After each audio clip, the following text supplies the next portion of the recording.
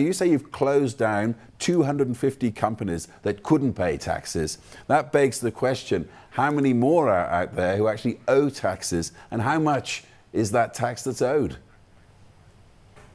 Well, we have quite a number still that are owing the state government taxes. We have federal government agencies that are owing us in the region of about 10 billion. We have some other private concerns that are also owing about 7.5 billion. And we have a total of about 175 that we're still trying to deal with. And with this tax money that you're owed, I mean, what could the state in Nigeria do with that kind of money? Well, basically, we could do quite a bit. We could build a lot more bridges and roads, hospitals, schools. There are countless number of things that you can do with the type of money that's still outstanding in the region of about 17 to 20 billion.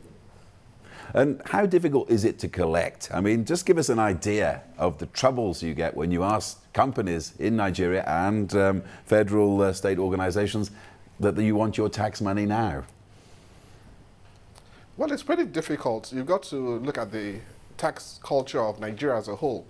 It was just in the past 10 years that Lagos State decided to review its tax administration.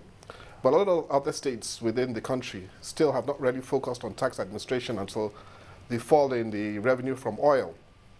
If you look at what happened over the last 2 years, in 2009, the revenue receipts from oil were at 3.2 trillion, down from 6.5 trillion in 2008. So you'll find out that right now, if you rely on revenue to be shared on a monthly basis, as a state, you really can't function. Therefore, you have no choice but to look internally. But Lagos State has been doing this for the past 10 years, and the main problem is that of tax culture. A lot of organizations, a lot of individuals were just not used to paying taxes.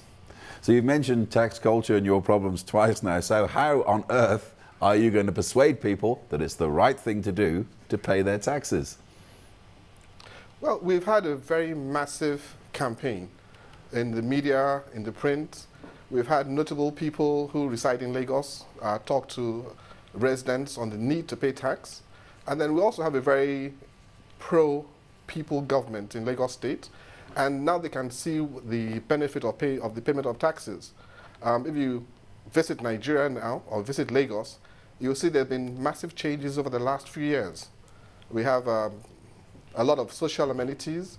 We've got street lights at work. We've got good security. All the benefits of revenue from taxes.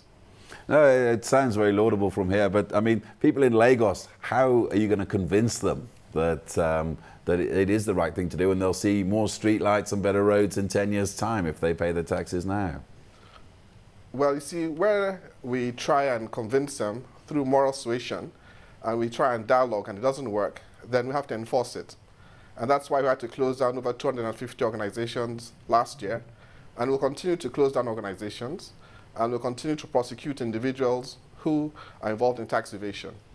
That does sound a very expensive and involved process. How difficult is it going to be for you?